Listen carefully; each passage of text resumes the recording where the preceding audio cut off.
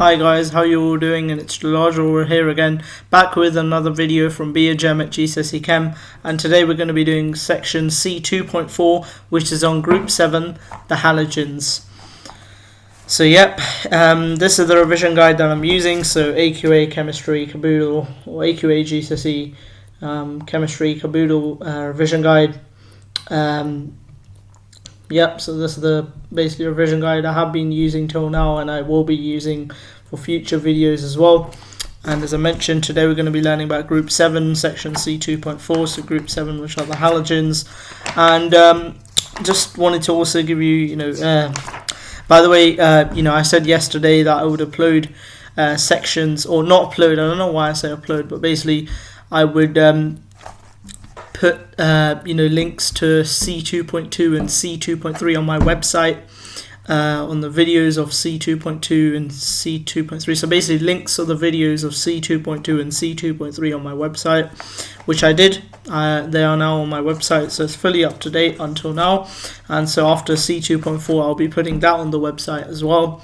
And feel free to check my website out as well. Just if you type Biogem at GCSE Chem on Google Chrome, it should be there, for you to see.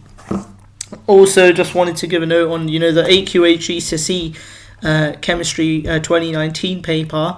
Last year, I think it was on the Monday, 2nd December 2019, AQA actually said that they would be releasing the AQA GCSE Chemistry 2019 paper. So AQA GCSE Chemistry 2019 paper on the 31st of July 2020, which is basically this Friday. But then I've just recently seen it says, I think when you just type in when will the 2019 GCSE papers be released, AQA, they then said that they want to kind of preserve these papers. They want to kind of keep them not public until July 2021. So I think it was 31st July 2021. So actually 1 year afterwards of what they said before. So I don't think they're going to be publishing the GCSE Chemistry AQA paper this Friday. I think it's going to be the next year on the same date, so 31st July 2021 instead of 31st July 2020, which is a bit annoying. I know, you literally the only kind of past papers you have, the latest ones are the 2018 ones, which I'm pretty sure most people have already tried out anyway. I already did them by last year, so if I was in that situation, I would be pretty disappointed. But there's a lot of different questions that you can try and look at Physics and Maths Tutor and other websites as well. And so I think that's all about it. That's all what I was going to say. So I'm pretty sure they're going to release the 2019 GCSE Chemistry AQA paper, and that goes with the same, for all the AQA 2019 papers, not only science, only biology, chemistry, physics, but also all the AQA kind of subjects, RS, French, Spanish, German, all the languages. Basically, all the papers that are off AQA 2019 GCSE will probably be released next year. They said last year that they were going to release it on Friday, on the 31st of July 2020, on this coming Friday, but now they're saying something different, because they want the papers to be unseen for later mock for exams in autumn, and also for 2021 exams in January or something like that for the mocks. So I think I've had quite a large intro. It's been a big intro, 4 minutes. So I think we should actually get to the topic today, the section, which is C2.4, the halogens, or Group 7, the halogens. And let's just start. So the halogens are non-metallic elements in Group 7 of the periodic table. We know that they're in Group 7. You probably knew that. So they're non-metallic elements, and they're in Group 7 of the periodic table. They exist as small molecules made up of a pair of atoms. For example, Cl2. There is a single covalent bond between the halogen atoms in their molecules, for example Cl, Cl. So basically what they're trying to say is all group 7 elements, which are halogens, are made up of pairs of atoms. So basically they don't just exist on their own. You could also describe them as diatomic, like Cl2. You never see Cl on its own, you'd always see Cl2. Same goes with Br2, F2. Basically all the elements in group 7. So I'll show you the group 7 elements. Basically you can have F2, Cl2, Br2, I2 and At2. We don't really look at At, which is astatine, much. We only focus on fluorine, chlorine, bromine and iodine in chemistry. Definitely in GCSE chemistry. I'm pretty sure I do A-level chemistry as well, so even in A-level chemistry we don't really look at astatine. We only look at fluorine, chlorine, bromine and iodine. But astatine's also in group 7, so that would also form a pair of atoms which are singly with a single covalent bond, like Cl2 with a Cl bond, basically covalent bond. So now we're on to the halogens. Have low melting and boiling points that increases going down the group. So so these melting and boiling points actually increase going down the group. Unlike group 1, which is obviously melting and boiling points decreasing down the group, here melting and boiling points increase down the group. So hopefully I said that right. Let me just reiterate that. So for group 1, the melting and boiling points, they decrease as you go down the group. For group 7 though, the melting and boiling points increase as you go down the group. And you don't need to know why this happens. Why is there an increase down the group? That's an A-level chemistry, and there are a lot of interesting things in A-level chemistry, so I'd highly recommend that you actually take it. It's a hard subject. It's not an easy A-level. It's regarded as one of the toughest A-levels to do, actually, but it's highly rewarding and it's really, really fun. So I don't want to go off to a tangent there, but I'm just trying to say that you don't need to know why the melting and boiling points of group 7 elements, or the halogens, basically increase down the group. You just need to know that they do. There's quite a lot of things in GCSE chemistry that aren't really explained why this happens. You just need to learn it. So at room temperature, fluorine is a pale yellow gas, chlorine is a green gas, bromine is a red-brown liquid, and iodine is a grey solid. Iodine easily vaporizes into a violet gas. So I think these colours are very good to remember as well. Again, something that comes up more in A-level, but it's good to know for GCSE as well, just in case it comes up as a question. So fluorine is a pale yellow gas, chlorine is a green gas, bromine is a red-brown liquid, and then iodine is a grey, sometimes also black solid, grey-black solid. Here it only says grey solid, but it can also be described as grey-black. So iodine easily vaporizes into a violet gas. So obviously, it can vaporize into a violet gas. So these colors, I think, are very useful to remember. So here it just shows a picture of chlorine, bromine, and iodine. I'm pretty sure that is chlorine, bromine, and iodine. Hopefully, you can see there. So chlorine, bromine, and iodine. So just to show you again, this is chlorine, this is bromine. This is iodine. Chlorine's a gas, bromine's a liquid, iodine's a solid. But iodine, when it vaporizes, it goes to a violet gas. But at the moment in that picture, it was in its solid form, obviously. So obviously the halogens, they are all poor conductors of thermal energy and electricity, because obviously they're non-metals. Metals are good conductors of thermal energy and electricity, whereas non-metals are not good conductors, or they're poor conductors of thermal energy and electricity. So that's pretty straightforward. Now here's a question, and again I'll be telling my answer, but then going through the marks, keep what it says in the book as well, just to make sure I haven't missed anything. So why do the halogens have low melting and boiling points? Well, the reason for that is because basically they have simple molecules. They're they only have simple molecules, simple covalent molecules.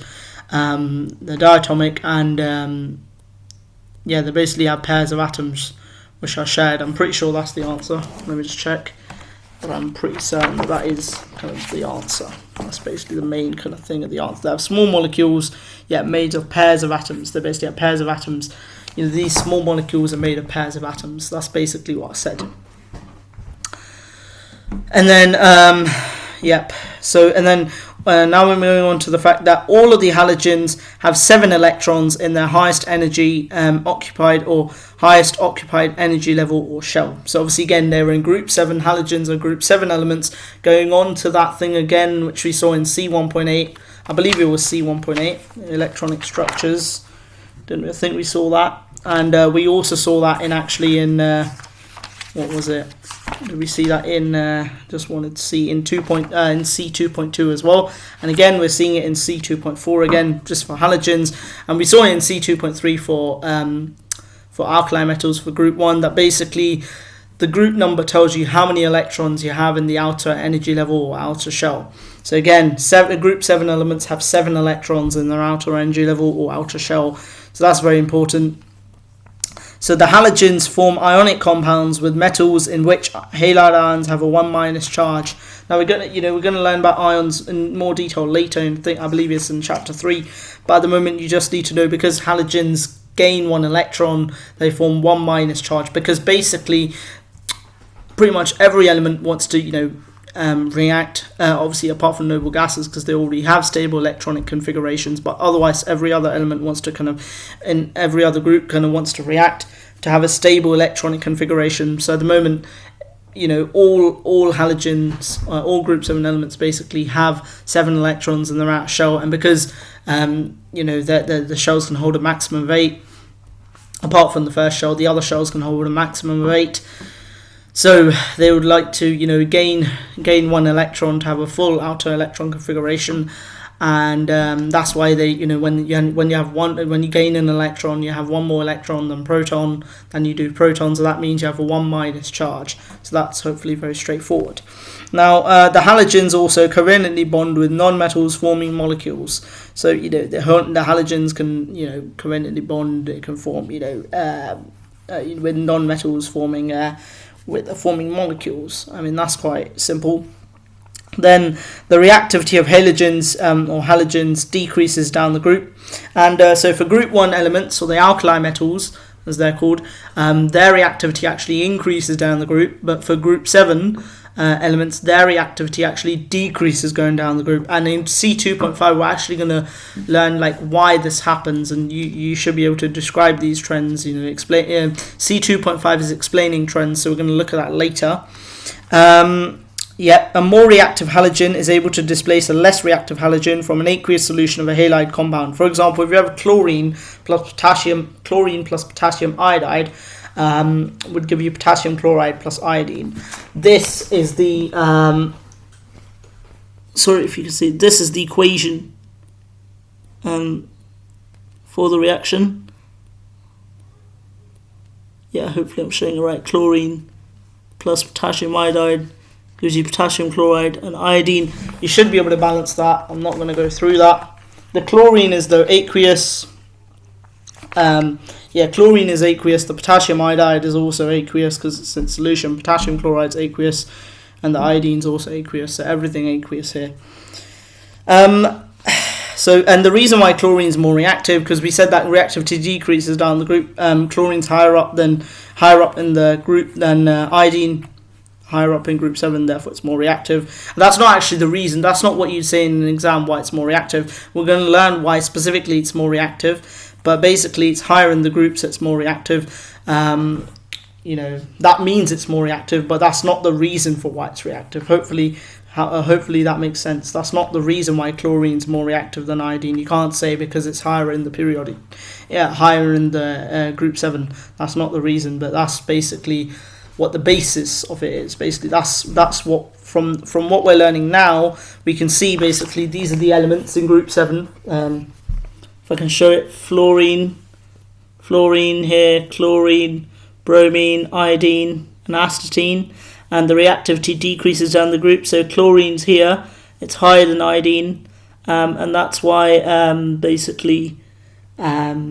chlorine's more reactive. But we're going to learn about explaining trends to actually learn why is it actually more reactive. So that's not the reason, that's just from here we're able to say it's more reactive. So hopefully that makes sense what I was saying there. But how could you now? Here's another question. How could you, or the second question here, and the final one for this section? How could you show the? How could you show that chlorine is more reactive than bromine? Well, to show chlorine is more reactive than bromine, you can have something like chlorine water, and you can react that with a solution of something bromide, like for example potassium bromide, and the chlorine will basically displace the potassium bromide. The chlorine will basically displace the bromine from potassium bromide to form potassium chloride and bromine. So hopefully that makes sense. Or you could have had even sodium bromide, or let's just see what the answer is. It could be any solution of any kind of compound with basically bromine. So yeah, so here they actually use potassium bromide. I didn't know they would use that. So here, add chlorine water, or in brackets they say water as well, just say chlorine water to a solution of potassium bromide or other soluble bromide, and bromine will be displaced. Yeah, that's what I said basically.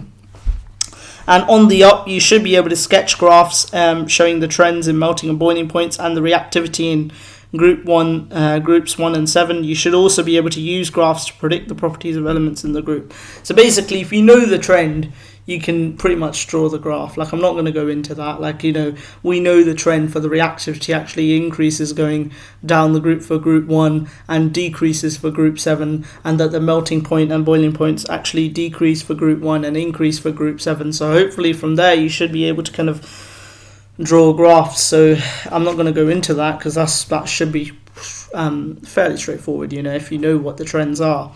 And next lesson will be explaining these trends in C2.5, explaining trends. That's what it's about. Now the key word here was obviously halogens, because we were talking about halogens, very, very important,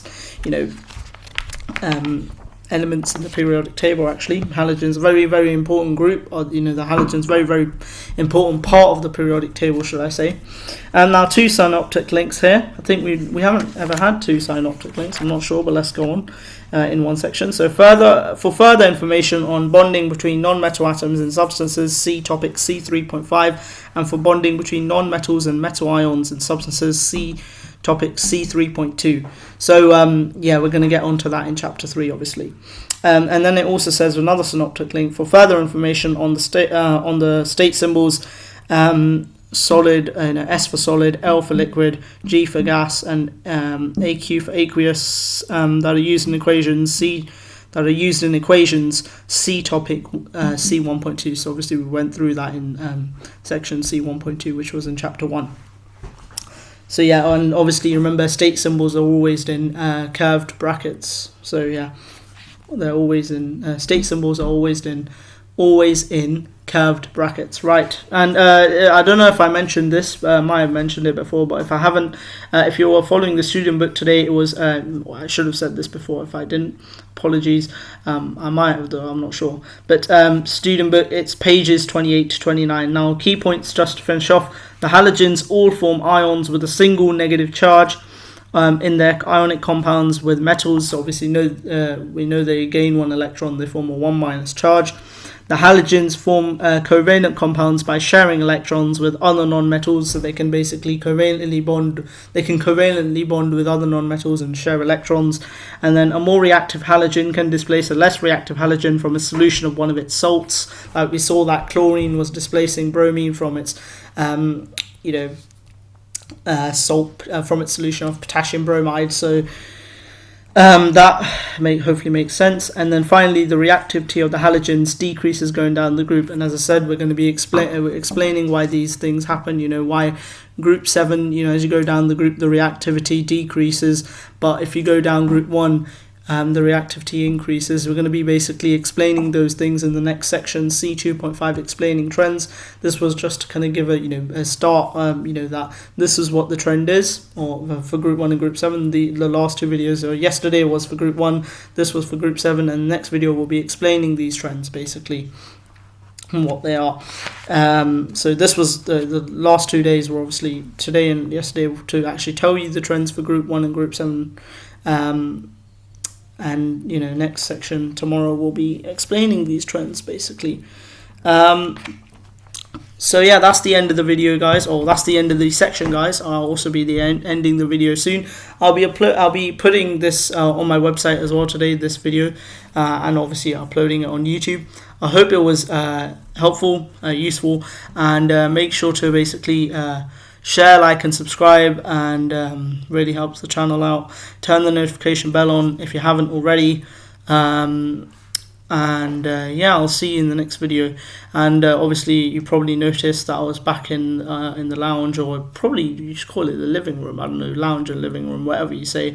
I was back here today, and I was using the normal laptop that I was using, just to let you know. I was using the normal black laptop that I normally use, instead of the MacBook that I used yesterday. But yeah, until tomorrow, well, have a nice evening, and yeah, thank you very much, guys. Bye.